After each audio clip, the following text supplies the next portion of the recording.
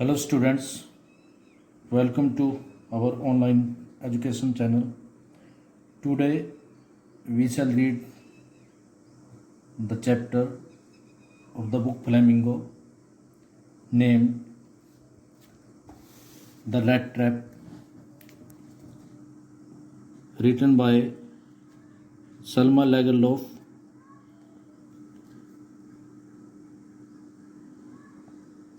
First of all, we shall read about the author. Selma Lagerlof, 1858 to 1940, was a Swedish writer whose stories have been translated into many languages. Salma लागरलोफ एक Swedish writer, Sweden की रहने वाली writer है जिसकी कहानियाँ कई languages में translated की जा चुकी हैं.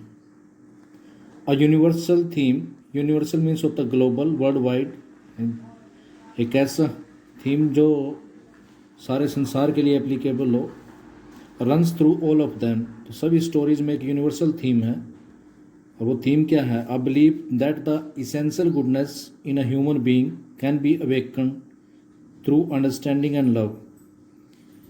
वो यूनिवर्सल थीम ये है कि एक ऐसा विश्वास कि एक ह्यूमन बीइंग में इसेंशियल गुडनेस को, यानी अगर किसी व्यक्ति के अंदर अच्छाई को जागृत करना है तो उसको हम अंडरस्टैंडिंग और लव के द्वारा जागृत कर सकते हैं. This story is set amidst the minds of Sweden. इस कहानी को, द रेड ट्रैप कहानी को, स्वीडन की जो माइंस हैं, जो खाने हैं, वहाँ पर सेटअप किया गया. मतलब यहाँ की जो इस स्टोरी की जो बैकग्राउंड है वो स्वीडन की माइंस हैं, रिच इन आयरन और ये माइंस आयरन ओर में रिच हैं. यहाँ पर काफ़ी मात्रा में, काफ़ी क्वांटिटी में आयरन ओर मिलता है. Which figure large in the history and legends of that country. जो हिस्ट्री और उस कंट्री के जो लीजेंड्स हैं, जो कहानियाँ हैं, उसमें भी इस एरिया के बारे में बताया गया है. The story is told somewhat in the manner of a fairy tale. इस कहानी को एक फेरी टेल के माध्यम से बताया गया कि जैसे कोई ग्रैंड मदर या ग्रैंड फादर फैमिली में फेरी टेल सुनाते हैं, एक परियों की कहानी सुनाते हैं, इस स्टोरी को भी वैसे ही पढ़ाया गया है.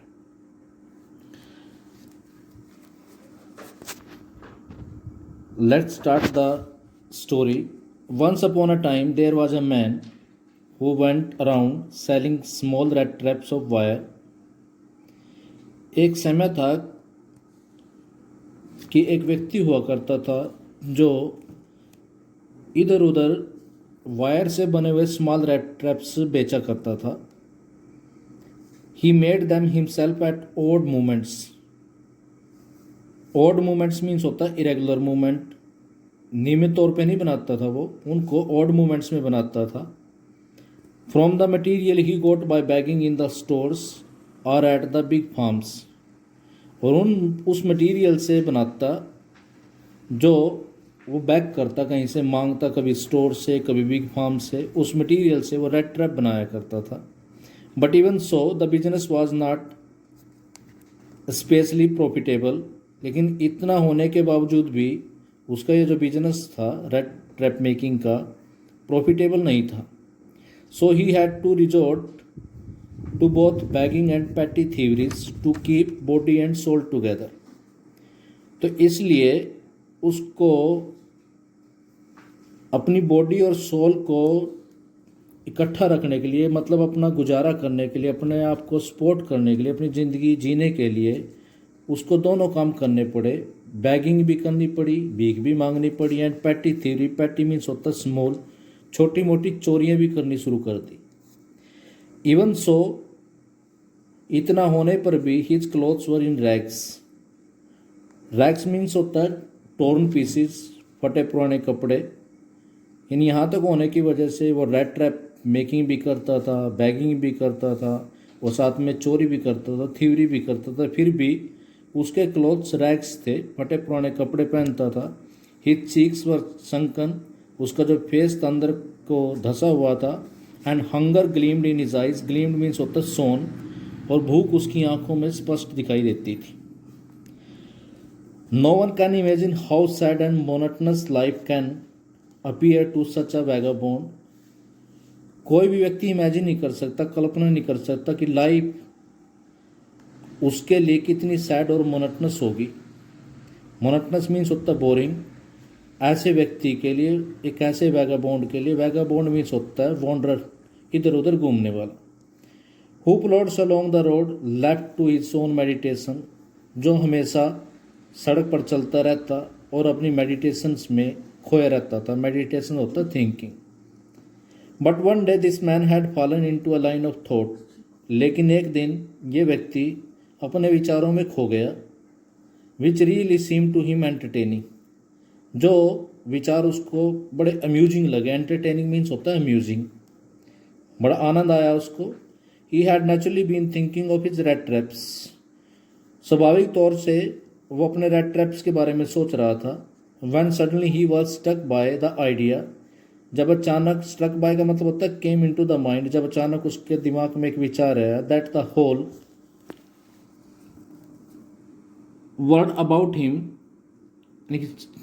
पूरे का पूरा संसार उसके चारों तरफ, the whole world with its land, seas, its cities and villages, यानी कि पूरे का पूरा संसार, उसकी ज़मीन, उसके समुद्र, सिटीज़, विलेज, पूरा throughout the world was not but a big red trap, कि उसने इस पूरे संसार को एक रेड ट्रैप समझा। It had never existed for any other purpose than to set baits for people, उसने ये सोचा कि इस संसार का, यहाँ पर धरती पे होने का सिर्फ एक ही पर्पज है कि वो लोगों के सामने बेट्स सेट करता है। बेट्स का मतलब होता है कि उनके सामने एक लालच देता है, ल्यूर करता है, उनको फूड देता है, उनको अपनी तरफ अट्रैक्ट करता है। It offered reaches and joys, ये जो संसार है हमारे को अपनी अमीरी में फंसाता है, अपनी खुशियों में, शेल्टर में और फूड में, ये सब हम अपनी तरफ घसीटते हैं, हम इनके जाल में फंस जाते हैं।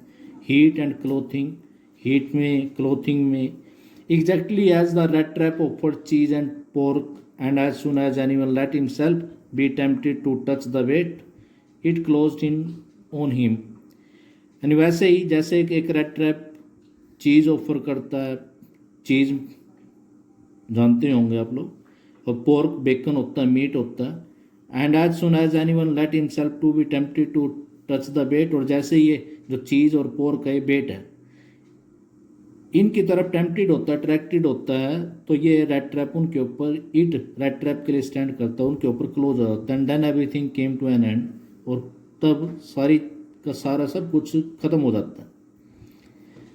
The world had of course never been very kind to him, ये जो संसार था निसंदेह, ऑफ कोर्स मीन्स होता है अनडाउटेडली, कभी भी उस रेड ट्रैप के प्रति काइंड नहीं रहा, दयालु नहीं रहा।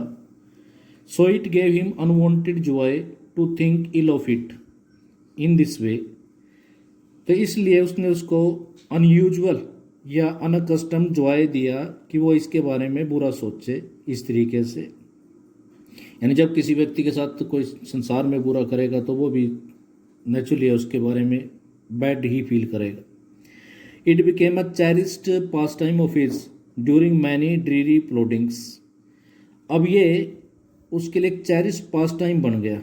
चेरिश का मतलब होता है कि उसने अपने मन में सजो लिया कि वो जब भी कहीं पर भी जाता, घूमने के लिए जाता, तो हमेशा ये सोचता है कि सारा का सारा संसार एक रेड ट्रैप है। ड्यूरिंग मैनी ड्रीरी प्लॉटिंग्स, कहीं अपनी ड्रीरी में सोता डर, हमेशा ही बोरिंग घूमता रहता था। प्लॉटिंग होता है वॉन्डरिंग।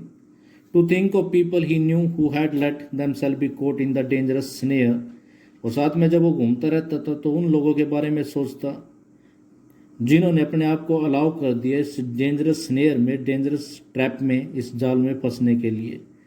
एंड ऑफ अदर्स, और दूसरों के बारे में भी सोचता, who was still circling around the bait, जो आज भी उस बेट के चारों तरफ, उस लालच के चारों तरफ सर्कल लगा रहे हैं। मतलब यहाँ पर यह बताया गया कि यह संसार है एक बेट का काम करता है, बेट है, उस बेट में जो उसकी तरफ अट्रैक्ट हो जाता तो वो रेड ट्रैप में फंस जाता। One dark evening as he was trudging along the road, एक डार्क इवनिंग को जब वो एक रोड के साथ ट्रजिंग कर रहा था, ट्रजिंग का मतलब होता है वॉकिंग कर रहा था, प्लोडिंग कर रहा था, he caught sight of a little grey cottage by the road side, तो रोड साइड पर उसको एक छोटी सी लिटिल सी ग्रे कॉटेज दिखाई दी। कोट साइड का मतलब होता है सा या नोटिस, उसको दिखाई दी।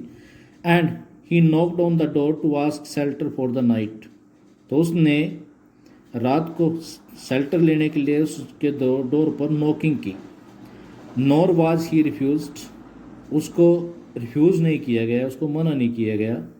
इंस्टेड ऑफ द सोर फेसिस विच ऑर्डनली मेट हिम, यानी जब भी वो कहीं पर भी जाता तो उसको हमेशा आमतौर पर सोर फेसिस मिलते हैं, मतलब लोग उससे नफरत के साथ या गुस्से के साथ बात करते। सोर मीन्स होता है रिसेंटफुल, अनप्लेजेंट वे में बात करते।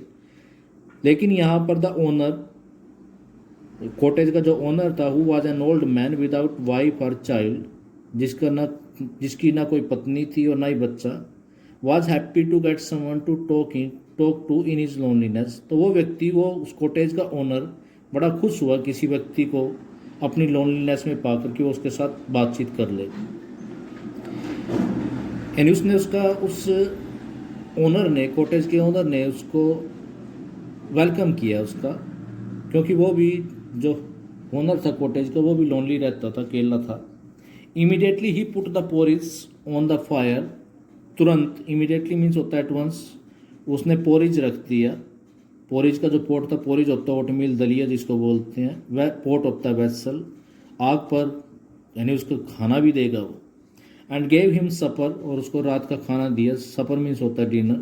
Then he carved off such a big slice from his tobacco roll, फिर उसने अपनी टोबैको की जो रोल थी, तम्बाकू की जो पाइप थी, या जो उसके पास जो स्लाइस थी, उसमें से एक बड़ी सी स्लाइस काटी। That was enough both for the strangers pipe and his own, जो स्ट्रेंजर की पाइप के लिए और उसके लिए सफिशेंट थी। Finally he got out an old pack of cards, और आखिरकार उसको एक ताश के पत्तों का एक ओल्ड पैक मिल गया। And played Mjolis with his guest until bed time, और अपने गेस्ट के साथ बेड टाइम के समय तक उसने मेजोलिस खेला। मेजोलिस गेम है, पैक जो कार्ड्स का जो गेम होता है उसको बोलते हैं। तो यहाँ पर फर्स्ट टाइम आप लोगों ने देखा कि ये जो वॉन्डरर था, ये जो रेड ट्रैप सेलर था, इसको वैसे तो हमेशा इसके साथ अच्छे से बर्ताव नहीं होता था, लेकिन फर्स्ट टाइम उसको एक ऐसा व्यक्ति मिला जिसने उसके साथ काइंडली बिहेव किया, उसको खाना दिया, उसके साथ गेम खेला, उसको टोबैको का पाइप दिया, रोल दिया। लेकिन आमतौर पर उसके साथ ऐसा नहीं होता था। The old man was just as generous with his confidences as with his porridge and tobacco. यहीं तक नहीं, वो जो ओल्ड मैन था वो उसके साथ काइंड भी था, साथ में उसने अपने कॉन्फिडेंसेस भी उसके साथ शेयर किए। कॉन्फिडेंसेस होता है सीक्रेट, जैसे उसने उसको पोरिज दिया, टोबैको दिया, तो उसने अपनी सीक्रेट्स भी उसके साथ शेयर की। The guest was informed at once that in his days of prosperity his host had been a crofter at Ramsjo ironwork.